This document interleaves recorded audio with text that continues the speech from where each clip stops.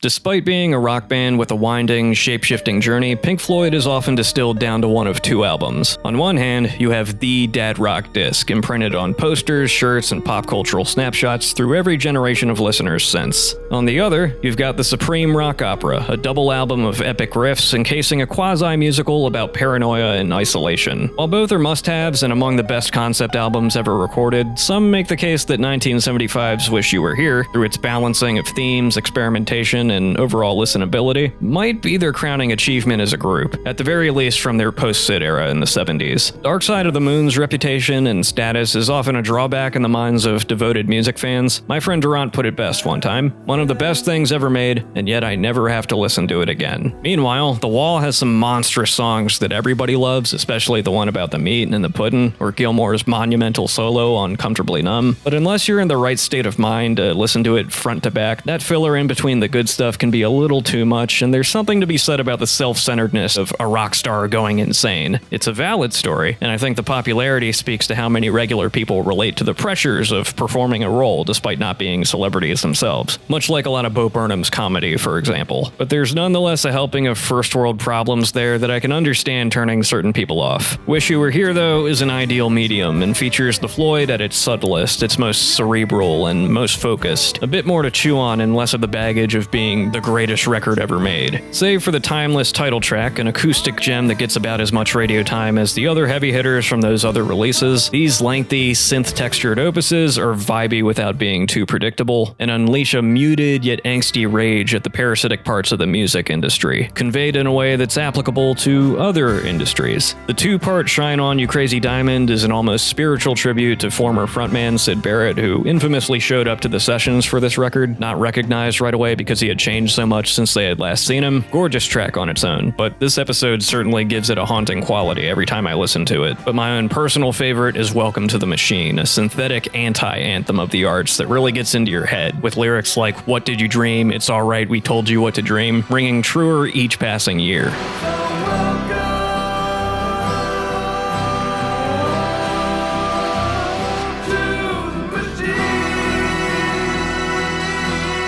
Again, there's a handful of Floyd releases that I can picture being someone's favorite or even the best, but something about Wish You Were Here hitting just after the band revolutionized rock music, yet also a good while before they got a little too ambitious for their own good. Wherever you fall on that discussion, cue it up to celebrate its 50th. We can all agree nothing bad can come from that.